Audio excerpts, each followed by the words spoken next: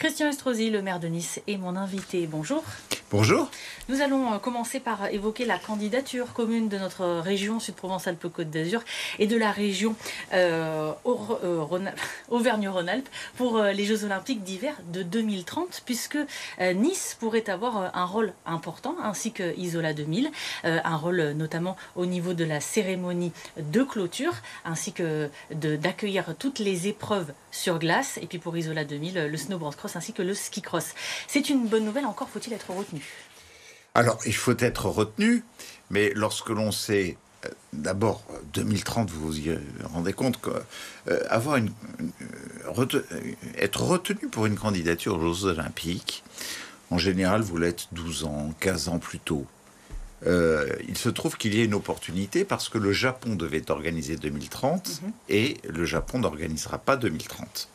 Et donc, d'un coup, le Comité international olympique, là où nous étions candidats pour 2038, avec peut-être l'espoir de l'avoir d'ailleurs en 2042, dit, bon, quel est le site où, à un moment où on sait que ce genre d'événement peut aussi exacerber des consciences sur des aspects écologiques, etc., et où il est important de ne pas avoir à construire, se tournent aujourd'hui vers ceux qui auraient des héritages qui leur permettent justement d'utiliser des équipements existants où sont régulièrement organisées de grandes compétitions. Oui, c'est pour ça qu'on s'est tourné vers nous.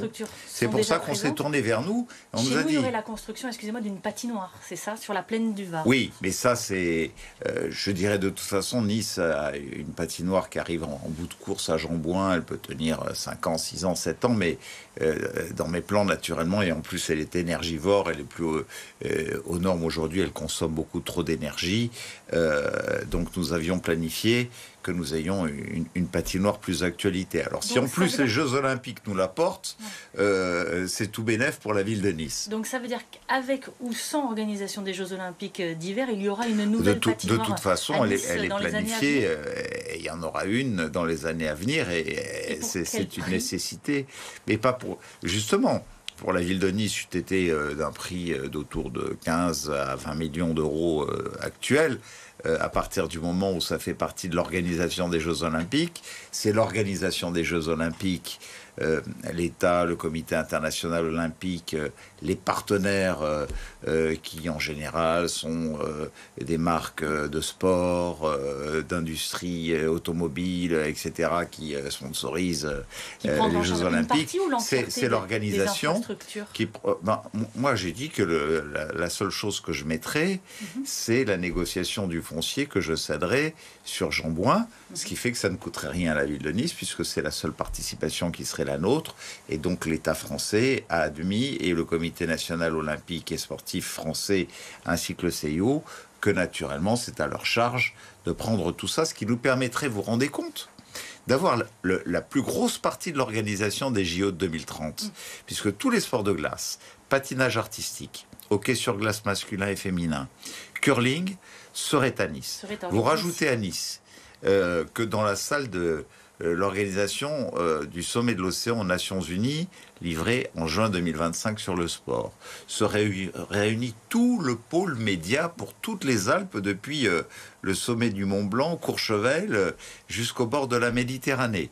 Que nous aurions également la cérémonie de clôture qui se tiendrait dans l'Alliance Riviera. Bon, je crois que pour Nice, c'est formidable, et que nos stations de Nice-Côte d'Azur, Isola 2000, mais Oron, où je souhaite qu'il y ait aussi une activité, nous sommes en train d'en discuter. C'est pas encore défini pour aussi. Oui, mais naturellement, Oron a un rôle à jouer, je vais y veiller. Et donc, comme vous souhaitez utiliser le foncier de Jambouin, ça veut dire qu'il n'y aurait plus de patinoire à Jambouin, ça, elle disparaîtrait. Nous la garderons jusqu'aux Jeux Olympiques pour qu'elle serve naturellement de patinoire et de préparation et d'entraînement, ne serait-ce que pour notre club de patinage, qui est un club de très haut niveau. D'ailleurs, regardez les résultats de nos athlètes en patinage artistique. Mais à terme, vous souhaitez sa disparition. Je souhaite que cet équipement qui est obsolète ça émet je ne sais combien de CO2 par an, et tout le monde voit bien que ce truc vitré qui n'est plus aux normes d'aujourd'hui, voilà. Absolument, absolument, il n'est plus d'actualité. Parlons également de la création d'un méga hôpital. Vous en avez fait l'annonce la semaine passée. Vous ne pouvez pas dire méga hôpital, pardon, alors, excusez-moi. Que dois-je dire ? Parce que ça ne veut rien. Non, ça ne veut rien dire. Méga hôpital, quand vous dites méga hôpital, vous vous rendez compte, l'opinion publique, elle comprend rien. Parce que c'est grand, plutôt 125 000 mètres carrés. Quand on parle de santé, on parle de gériatrie, on parle de cancérologie, on parle de politique femmes, mères, enfants, pédiatrie, pour apporter des réponses concrètes. On parle d'hématologie, on parle de maladies chroniques. Donc voilà, aujourd'hui, au bout de 15 ans, j'aurais réussi à amener enfin à ce qu'on fasse un gros chantier pour avoir un hôpital psychiatrique de haut niveau à Sainte-Marie. Le chantier est en cours. Qu'on ait déjà livré la tranche 1 de Pasteur 2. La tranche 2 de Pasteur 2 qui accueillera la cardiologie et la pneumologie et la pédiatrie d'urgence sera livrée d'ici 2025.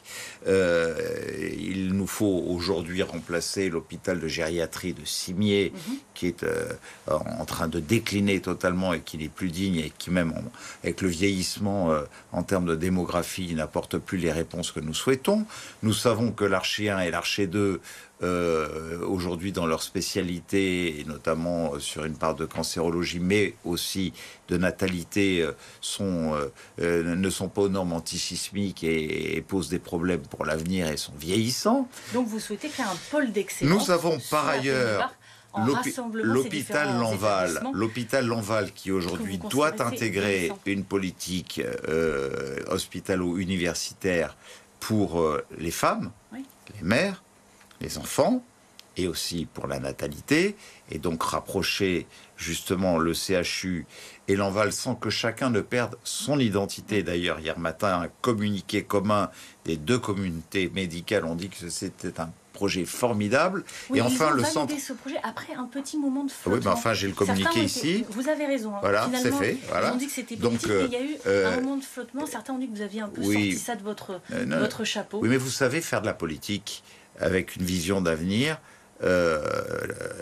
Chacun regarde devant sa porte, mais moi mon devoir, après avoir porté Pasteur 2, Sainte-Marie, on annonce aujourd'hui qu'après avoir soutenu le projet d'une université de pharmacie à Nice, qui était la seule spécialité que nous n'avions pas à notre faculté de droit de médecine, nous sommes sur le point de l'avoir. Mon devoir, c'est de porter les conditions sanitaires du futur pour le 21e siècle, pour tous les Niçois. Voilà pourquoi c'est pas un grand hôpital, c'est une cité des santé où chacun, Centre Antoine Lacassagne, avec le plus haut niveau d'offres dans le domaine de la cancérologie et ses évolutions avec les maladies chroniques. Ça devrait coûter, Lanval. On parle du financement, parce qu'évidemment, cette annonce de ce grand pôle de santé, ça a suscité des réactions et des interrogations. Le coût, ça devrait être entre 500 000 et 500 millions et 600 millions d'euros, avec une participation de l'État à hauteur de 50 millions d'euros. Déjà, est-ce que cette enveloppe est validée par l'État ? Issu du Ségur de la santé, on a commencé à mettre sur la table une enveloppe de 50 millions d'euros de l'État. Bon. Deuxièmement, il y a du patrimoine foncier qui est à vendre à Cimier, à l'Archer. À Cimier, il y a certains sites historiques qui ne peuvent pas être détruits, là où se trouve actuellement l'hôpital. Vendu mais pas détruit. Ils peuvent, oui, en tout cas, c'est un site qui a une très très grande valeur marchande en termes de foncier. L'Archer, naturellement, là-haut, Saint-Antoine de Ginestière représente une valeur foncière considérable. Donc Lanval, la même chose. Le Centre Antoine Lacassagne, la même chose. Écoutez, il n'y avait pas assez pour Pasteur. Je suis allé taper du poing sur la table sur le bureau de Roselyne Bachelot lorsqu'elle était ministre de la Santé. Il fallait sortir presque 100 millions d'euros de plus. On les a sortis.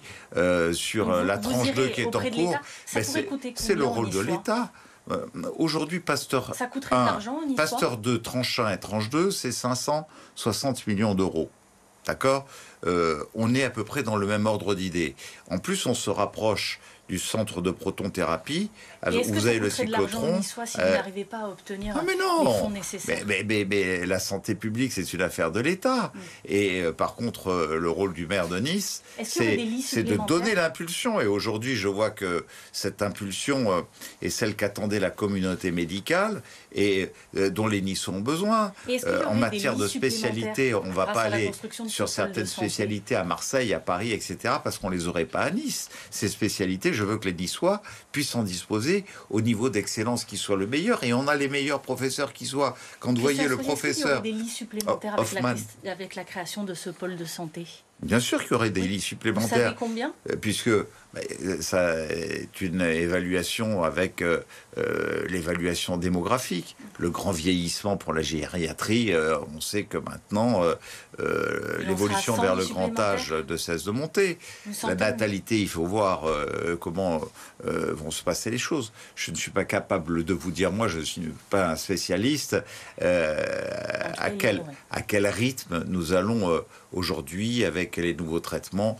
On sait par exemple que les cancers deviennent de plus en plus des maladies chroniques, et c'est tant mieux, et qui donc permettent de prolonger la vie considérablement, ce qui veut dire que le centre Antoine-Lacassagne est de plus en plus restreint et a besoin de plus en plus d'espace. Ce sont des réponses qu'il faut apporter. Voilà pourquoi nous désignerons un assistant maîtrise d'ouvrage début janvier prochain, qui aura pour mission justement de déterminer tout cela avec les 3 partenaires qui devront conserver chacun leur indépendance et leur autonomie par rapport à leur établissement, mais partager des logistiques communes sur la mobilité, sur les stationnements, sur l'énergie et sur les coûts de gestion. Le temps passe, j'ai deux questions à vous poser. La première, c'est que pour la première fois dans une lettre, vous avez publiquement répondu aux attaques d'Éric Ciotti.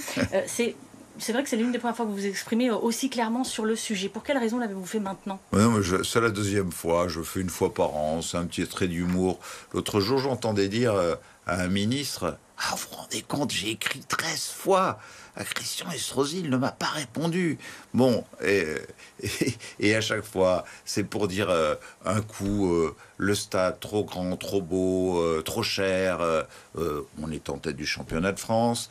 Il vient de rapporter 88 millions d'euros de retombées économiques avec la Coupe du Monde de rugby.